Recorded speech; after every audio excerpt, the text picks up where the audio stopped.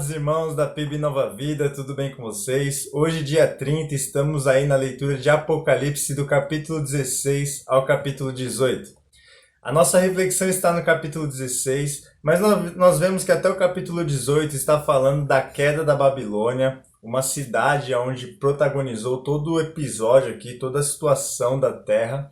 E o Senhor vem e derruba ela como um símbolo de que agora o império das trevas foi quebrado. E no capítulo 16 nós vemos o ato de justiça de Deus através dos 7 anjos. Nós encontramos 7 anjos que têm 7 taças que manifestam a ira de Deus, representam ali a ira de Deus. E conforme eles vão derramando essas taças, esse símbolo do derramamento é o derramamento da ira de Deus sobre a terra. Mas sobre quem cai realmente essa ira?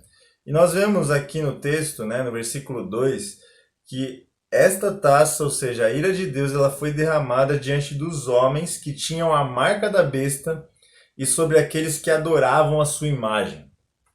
Eu não adoro a besta, eu não tenho a marca da besta, então não é para mim e nem para você, que é um servo de Deus, um filho de Deus. Então nós percebemos que é um juízo direto àqueles que se mantêm obstinados na iniquidade, rebeldes contra o Senhor. E nós encontramos também o motivo pelo qual essas coisas aconteceram, E foram derramados para manifestar a justiça de Deus, como nós vemos no versículo 5. Olha só: Tu és justo, ó Senhor, que és e que eras e serás, porque tu julgaste assim. E lá no versículo também 7, nós vemos o seguinte: Ainda assim, Senhor Deus Todo-Poderoso, verdadeiros e justos são os teus juízos. E aí nós podemos entender que o Senhor está apenas destruindo aqueles que não se curvaram a Ele, aqueles que se manteram rebeldes a Ele, mas não. Nós encontramos aqui no capítulo 16 uma dupla ênfase na justiça de Deus. Ao passo que é para punir o mal, nós também vemos que é para trazer arrependimento às pessoas que se mantêm rebeldes ao Senhor. Olha o que diz o verso 9, diz assim, do capítulo 16. E os homens foram queimados com grande calor e blasfemaram o nome de Deus. Creio que nem eu nem você somos aqueles que blasfemam do nome de Deus. Então nós estamos falando aqui das pessoas que eram más, das que caminhavam em iniquidade, das que se curvaram à besta, o anticristo, tinham a marca dela. Então está dizendo que é um juízo direto àqueles que se extraviaram, aqueles que se afastaram do Senhor. E aí diz o seguinte: que tem poder sobre estas pragas, e eles não se arrependeram para lhe darem glória. Nós encontramos no versículo 11 a mesma coisa. E blasfemavam o Deus do céu por causa das suas dores e suas feridas, e não se arrependeram dos seus atos.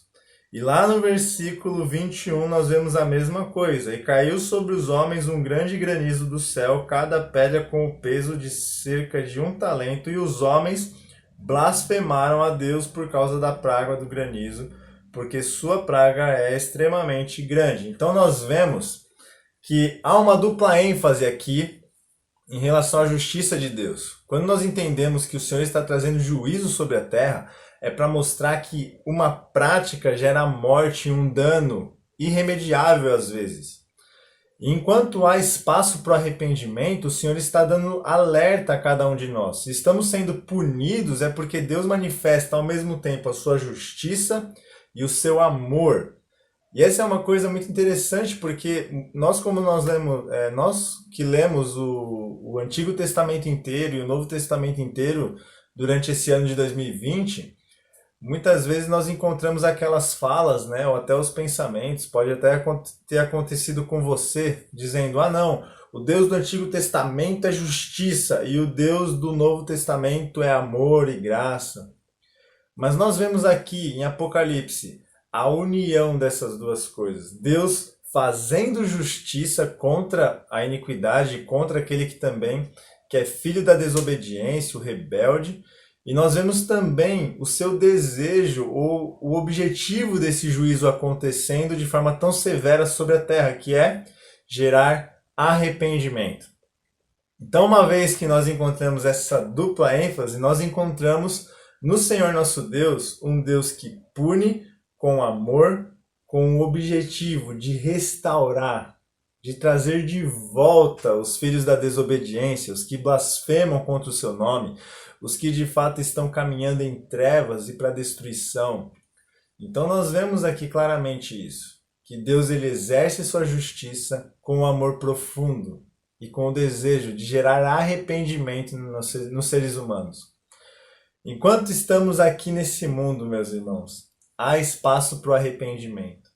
E nós que somos os servos de Deus, devemos ficar tranquilos também, porque esse juízo severo sobre a terra, e o que está em Apocalipse, é diretamente dado aos que se mantêm rebeldes, aos que se afastaram do Senhor. Não é diretamente aos filhos de Deus. Nós sofremos, digamos assim, né, a influência desse poder, dessa força, desse juízo sobre a terra.